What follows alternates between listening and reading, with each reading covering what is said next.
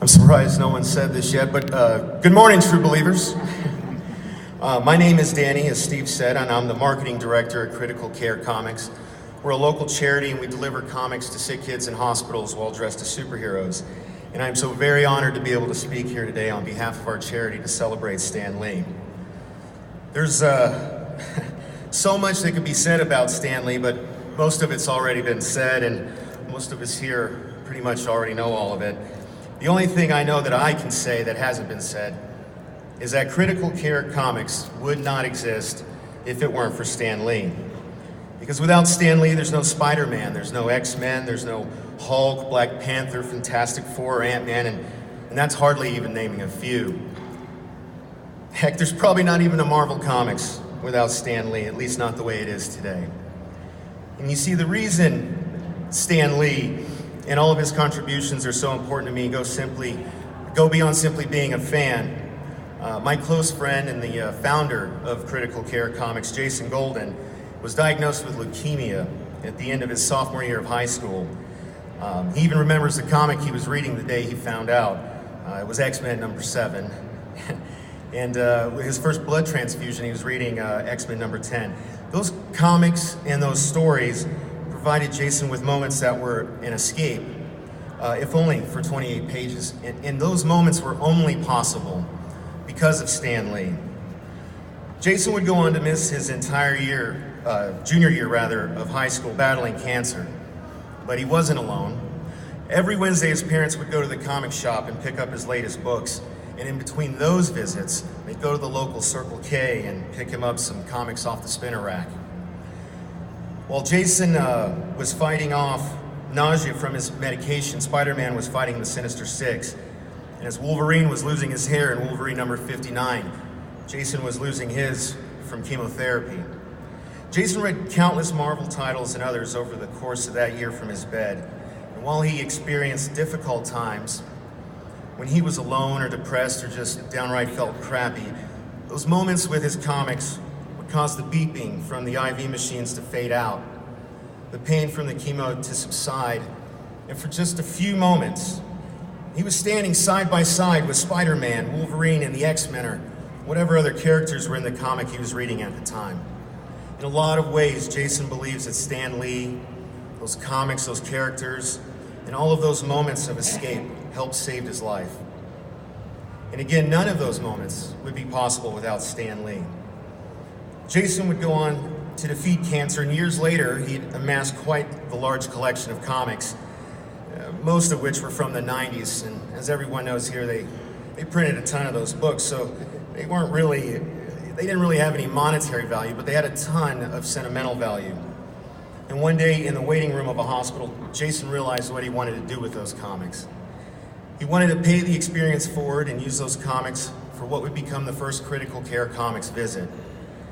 Now, 6 years later, Critical Care Comics visits 5 medical facilities in the Las Vegas Valley: UMC Children's Hospital, St. Rose Hospital, Summerlin Hospital, Care Meridian for Kids, and the Cure for the Kids Foundation, none of which would be taking place without Stan Lee.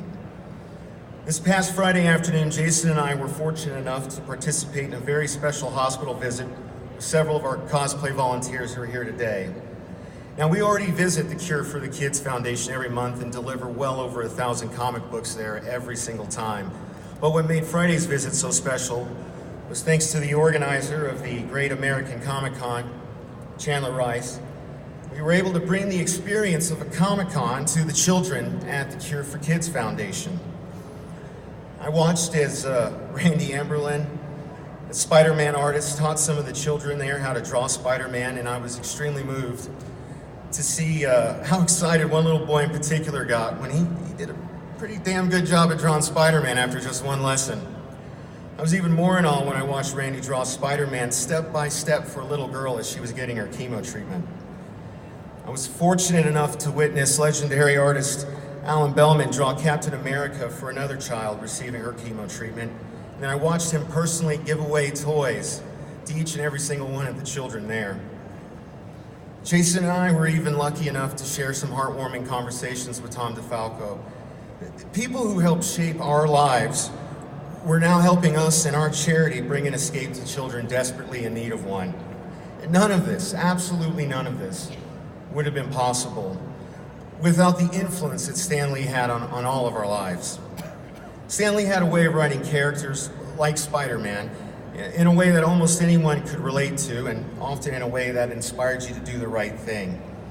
He showed us that anyone could be a hero, and as our secretary of the board, Maggie, always says about our non-cosplay volunteers, not all heroes wear capes. Happy birthday, by the way, Maggie.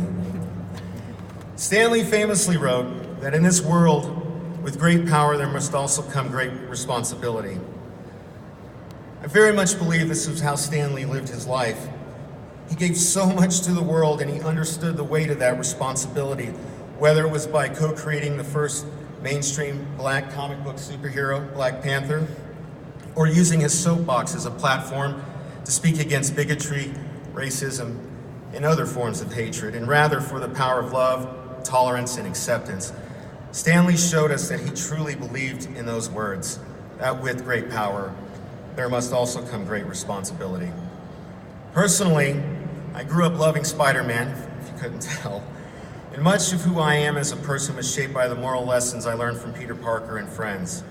And I know an awfully lot of people who feel the same way, but as a representative speaking on behalf of Critical Care Comics, I'd be remiss not to talk about the impact Stan Lee had on our vice president, Michael Mutzhouse's life. You see, Michael's not only our vice president, he's also our friendly neighborhood Spider-Man. And his connection to the web slinger is a deeply personal one. Michael was a nerd at school back when that was not quite the term of endearment it is now. He was often known in his own words as that nerdy kid in school until he finally came out of his shell, much in the same way Peter Parker did when he gained his powers. So Michael could relate to Peter Parker in that way, and he gravitated toward those Spidey titles at the comic book shop because of it. Sadly, however, not too long after that, much like Peter Parker lost Uncle Ben at a young age, Michael lost his father at the age of 15. So that aspect of Spider-Man was not only extremely relatable, but it was actually very helpful to Michael. And I want to tell each and every one of you here that don't know Michael that he embodies everything that is Spider-Man. He really is Spider-Man. And many of my most memorable Critical Care Comics experiences over the years have been with Michael. I've seen countless times over the years children whose heart rates literally jump when he enters the room, and their eyes get big and wide, and they almost always let out a squeal of joy and excitement, along with the words, "Mom, look, it's Spider-Man!" And I watch as he and the other cosplay volunteers interact with the children while giving Jason or myself hints of what books we should pull for them in the hallway. Spoiler alert, it's usually always Spider-Man. Sorry, Bats. But without Stan Lee, we don't have Spider-Man. Without Spider-Man, we don't have Critical Care Comics. Without Critical Care Comics, we don't have moments like the ones Jason had fighting cancer and the ones we bring to children in Las Vegas hospitals weekly. Those moments of escape we're able to create for these kids wouldn't be possible without the undeniable impact that Stan Lee had on all of us. Enough said.